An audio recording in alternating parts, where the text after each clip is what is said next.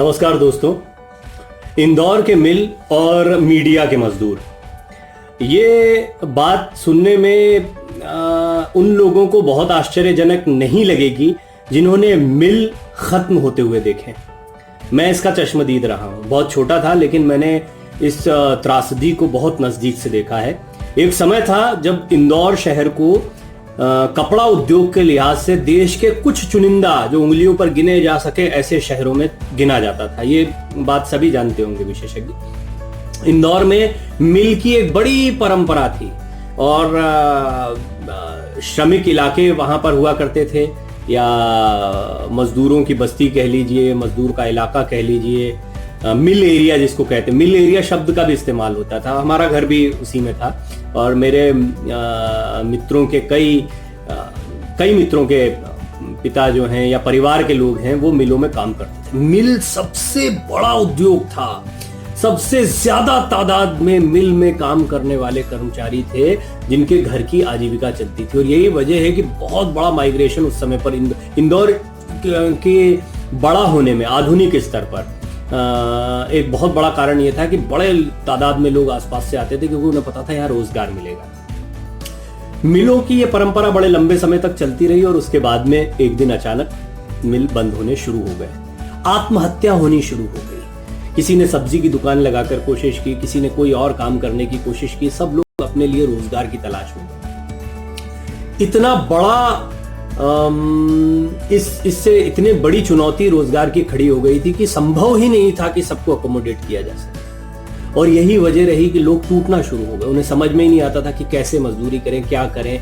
कुछ लोग जो मिल में कंफर्टेबल हो गए थे, सालों 20-20, 25-25, 30-30 पूरी जिंदगी गुजार दी लोगों ने मिल के साथ में। और अब अचानक से उनकी दूसरी पीढ़ियां भी काम कर रही थी। ये भी हुआ, परिवार के दूसरे लोग भी काम कर रहे थे। अब अचानक से क्या करें, कुछ समझ में नहीं आया। तो मेरे जानने वाले कई लोगों में, मैंने मेरे मित्र के पिता और उनके दोस्त और इस तरह के लोगों की भी खुदकुशी की खबरें मैंने उस दौर में सुनी है जिस समय मैं स्कूल में पढ़ा था। बिल्कुल यही स्थिति आज मेरे पास एक पत्रकार मित्र का फोन आया और इसी हमारे पहले इंदौर शहर से। पत्रकारिता के लिहाज से भी इंदौर बहुत महत्वपूर्ण रहा है। ये भी सब लोग जानते हैं। ये सिर्फ नहीं कि आप जो बड़े बड़े नाम पत्रकारिता के सुनते हैं वो इंदौर से आते हैं, ये तो एक पहचान है, लेकिन उसकी वजह भी है। वहां पर पत्रकारिता का एक अलग स्तर देखने को मिलता है। मैं देश के कई हिस्सों में गया हूं, उत्तर प्रदेश के, बिहार के, महाराष्ट्र के, इन तमाम जगहों पर की पत्रकारिता को मैंने देखा है। इंदौर की पत्रकारिता का स्तर इसलिए अलग है क्योंकि वहां पत्रकारिता को लेकर एक जागरूकता भी है, थोड़ा क्रेज भी है लोगों का पत्रकार बनने को लेकर। अखबारों की तादाद, लोकल चैनल्स की तादाद, रेडियो चैनल्स की तादाद, ये भी सब दिखाती है कि वहाँ की जनता जो है वो मीडिया से भी है और वहाँ के लोगों में मीडिया का करियर अपनाने को लेकर एक क्रेज भी है। अब सोचिए कि वहां पर क्या स्थिति ये वर्तमान दौर में बनी। मेरे पास जो फोन आया जिसका मैं जिक्र कर रहा था उसमें यही बताया गया कि एक बड़े अखबार से 200-300 लोगों को निकाल दिया गया। मैंने कहा ये तो बहुत सामान्य सी बात लग रही है क्योंकि इस तरह की हरकतें तो अब सारी मीडिया ऑर्गेनाइजेशंस एक के बाद एक कर रही हैं, सबको बहाना भी मिला है। अब मिल और मीडिया, इसको कैसे कंपेयर किया जा रहा है, ये दोनों चीजें मैंने आपके सामने क्यों रखी, इन संदर्भों को अब जरा साथ में मिलाकर देखते हैं। तो दो परिस्थितियां, मिल अचानक क्यों बंद हुए थे। टेक्नोलॉजी इस स्तर पर चली गई थी या इस पॉलिएस्टर या दूसरा कपड़ा ऐसा आने लगा था कि जिसके बाद जो मिल में लट्ठा या दूसरा सूत या कॉटन बनता था और उसकी जो लागत आती थी वो लागत बहुत ज्यादा थी। उससे बहुत कम लागत में मशीनरी ऐसी आ चुकी थी जिसकी वजह से आसानी से बहुत कम लोगों के साथ कपड़ा बनाया जा सकता था। इतने लोगों की जरूरत ही नहीं थी। सबसे बड़ा असेट मिल की वो जमीन थी। वो जमीन की कीमत हो गई अरबों खरबों में। आज भी कई मिल के जो ओनर्स हैं उनके केसेस चल रहे हैं सरकार के साथ में। अलग अलग मिल ने बहुत बड़ी जमीन एक्वायर की थी उस समय पे, बड़े उनको सस्ते दामों पर, या क्योंकि वो रोजगार जनरेट कर रहे थे, उनको मशीनरी लगाने के लिए, उद्योग लगाने के लिए जमीनें दी गई थी। अब वो जमीन का खेल शुरू हो गया। लेकिन साथ ही साथ में ये भी जानना होगा कि तकनीक हावी हुई।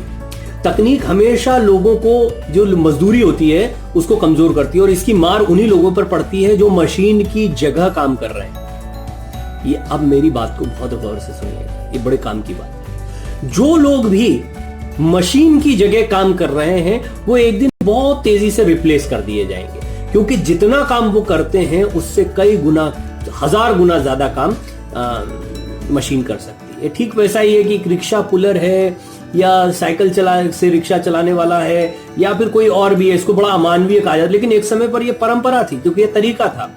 मशीन ने जैसे ही रिप्लेस किया उस मजदूरी को, वैसे ही वो सारी चीजें धीरे धीरे खत्म हो गई। घोड़ा तक नहीं दिखाई देता क्योंकि मशीन उससे 1000 गुना, 1000 हॉर्स पावर, 2000 हॉर्स पावर पर काम कर रही है, तो क्यों एक घोड़े के साथ में काम किया जाएगा। इसी तरह से मिल के साथ हुआ, जो काम 100 मजदूर करते थे वो एक मशीन करना शुरू कर देती है, तो क्यों किया जाए। और उससे ज्यादा बेहतर क्वालिटी का कपड़ा बन रहा है तो क्यों किया जाए, और क्यों किया जाए सचमुच में, ये सवाल सामने आता है। मजदूरों की चिंता तो करनी पड़ेगी। मजदूर खुद की चिंता नहीं भी कर पा रहे हैं तो क्या मजदूरों के लिए कोई ऐसा प्लान किया जाता है या कोई उनको समझाने के लिए आता है? नहीं आएगा, नहीं आएगा। उनको कोई ये नहीं बताएगा कि तुम ये जो मजदूरी कर रहे हो ये बेकार है, क्योंकि एक दिन कोई मशीन आएगी और वो तुमको उठाकर बाहर फेंक देगी। नहीं, कोई नहीं बताएगा, क्योंकि तब उनकी जरूरत है, तब वही मशीन है, इंसान भी मशीन है, तो इंसान को रोबोट्स की तरह इस्तेमाल किया जा रहा है। अब आ जाइए सीधे मीडिया पर। मीडिया में क्या हो गया भाई? मिल में तो समझ में आता मशीनें आ गई, मीडिया में कौन सी मशीनें आ गई? मीडिया में बिल्कुल क्रांति आई, जबरदस्त क्रांति। ये जिस तेजी से जो चीज उठती है ना, उसी तेजी से उसमें बदलाव भी आते हैं। ये तो तकनीक से ही शुरू हुई थी। लाइव व्यू भी बात की चीज है। हमें पता, ओबी वैन लेकर हम जाते थे और बड़ा मैं खुद कितनी जगह का चक्कर मैंने कितने राज्यों का लगाया ओबी वैन के साथ, बड़ा अच्छा लगता था कि देखिए। और हम ये भी जानते कि कई जगह पर वो हमको ओबी वैन ले जाने में दिक्कत होती थी, कहीं अटक तो नहीं रही है, ये तो नहीं, इतनी बड़ी ओबी वैन लेकर। फिर लाइव व्यू का, बैकपैक का जमाना शुरू हो गया। धीरे धीरे सब टेक्निक बहुत तेजी से आती गई। अभी एक बड़े चैनल ने अपना कार्यक्रम जो है वो बड़े स्टूडियो में जो करते थे, अब वो छोटी जगह से कर रहे हैं, या वो भी आपने देखा होगा।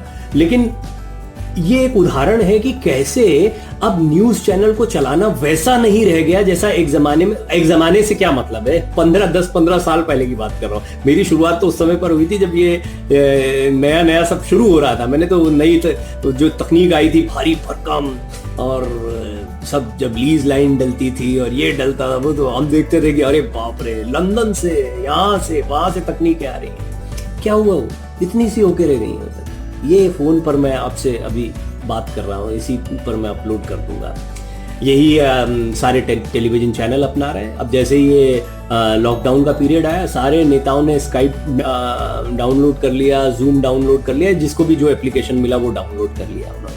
चैनल में भी अब बहुत आसान हो गया है कि उसको डिस्प्ले कर। जब तक ये जो तकनीक वाले लोग थे ना, ये माल कमाना चाहते थे और कुछ बुद्धि तो होती नहीं, जो ये चैनल लगाते हैं, कितने में लग जाएगा, कितने में लग जाएगा, पूछते हैं तो सामने वाला जिसको मशीन का ज्ञान होता है वो बताता है इतने में लग जाएगा, इतने में लग जाएगा, अच्छा ठीक है। तो वो कई बेवजह की चीजें भी हो जाती है। अब ये देखिए, ये आज लगता है, उस समय तो लगता था कि यही चीजें हैं। अब ये झूठ से भी पर्दा हटता जा रहा है कि बेवजह का खर्चा और बेवजह के लोगों को जोड़ा गया। अब क्या पत्रकार भी उसी मिल के मजदूरों की तरह हैं? और कैसे आप उस चीज को जस्टिफाई करेंगे? क्योंकि पत्रकार तो कंटेंट लेकर आता है, वो तो खबर लेकर आता है। तो खबर लाना तो बहुत पहले से बंद हो गया है। कितने पत्रकार हैं जो खबर लेकर आ रहे हैं, खुलासे कर रहे हैं, या कोई भी ऐसा जन सरोकार का काम किया? सोचिएगा जरा, कौन से पत्रकार, किनको ये जो चीख रहे हैं, इनको जो सेलिब्रिटी एंकर्स बन गए, आप उनको पत्रकार कह रहे हैं?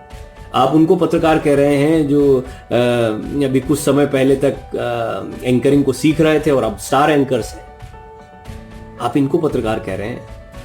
जी नहीं। या फिर वो जो पॉलिटिकल कमेंट कर रहे हैं कि प्रधानमंत्री मोदी के खिलाफ कुछ बोलना शुरू कर दो तो आपकी एक फॉलोइंग बन जाएगी और आप जो है बस लगातार सतत बोलते हैं, उनको पत्रकार कह रहे हैं आप? कौन है पत्रकार? क्या कर रहे हैं पत्रकारिता? ये भी मजदूर है, इनको भी एक दिन मशीन उठाकर फेंक देगी। लेकिन जो बड़ी तादाद थी जो सचमुच मशीनों की तरह काम कर रही थी, इनपुट, आउटपुट, एमसीआर, पीसीआर, यहाँ ग्राफिक्स, फलाना ढिमाका, क्या जरूरत है भाई? बच्चे ग्राफिक्स बना रहे हैं आजकल। अब वो जो पहले सीख के लाखों रुपया खर्चा करके आप टेक्निकल चीजें या डिजाइनिंग सीख रहे थे, उसकी उतनी जरूरत नहीं रही है। अब आपका टेलीविजन सिमट कर इसमें आ गया है। या तो प्रोडक्शन हो रहा है उस लेवल का जहां पर अरबों खरबों रुपया लगाया जा रहा है, विदेशों का या बड़े बड़े प्लेयर्स का जिसमें इन्वॉल्वमेंट चल रहा है, और वो भी अलग लेवल पर सोच रहा है। वो अब टेलीविजन के बारे में नहीं सोच रहे हैं, वो इंटरनेट पर पकड़ बनाने पर सोच रहा है। या दूसरी तरफ जो चल रहे हैं वो किसी तरह से आप सोच रहे हैं आप क्या करें भाई, मिल तो चल रहा था, मिल अब मिल में इतनी जरूरत नहीं है, मशीनरी आ गई, अब क्या करें, लॉकडाउन आया है, लॉकडाउन के बहाने ये सारे मजदूरों को चलता कर दो, ये घाटे में। अरे घाटे में क्या, इनकी कौन सी दुकान बंद हो गई, क्या हो गया, इस पर तो मैंने पहले एक डिटेल्ड वीडियो बनाया। कुल मिलाकर जो अगर आप मीडिया में हैं और अगर आप मजदूर की तरह सोच या आप ये मजदूर वाली कैटेगरी में आते हैं तो आप समझ लीजिए ये आपकी गलती है, आप नहीं सीख पाए इस चीज को। क्या करना चाहिए क्या नहीं करना चाहिए इस पर मैंने पहले भी बात की और ये थोड़ा वीडियो अभी लंबा हो गया तो एक संदर्भ रखना चाहता था, लेकिन क्या किया जा सकता है इस पर भी मैं जरूर बात करूंगा, क्योंकि ये तो समस्या हुई भाई, निदान क्या है इस पर भी कुछ बात कर लीजिए, तो मैं इस पर जरूर बात करूंगा। लेकिन मैं उम्मीद करता हूं कि आप मेरी बात को समझ पाए होंगे, आपको ये अंदाजा हो पाया होगा कि मिल मजदूर और मीडिया मजदूर ये कैसे समान हैं, इनकी समानता क्या है और किस तरह एक धीरे धीरे तकनीक ने मिल के मजदूरों को बाहर कर दिया था और इधर अब धीरे धीरे जो है मीडिया के मजदूरों को बाहर करने के लिए ये बहुत ही सुनहरा अवसर सारे मीडिया हाउसेस को मिल गया। बहुत बहुत शुक्रिया, आपने इतने ध्यानपूर्वक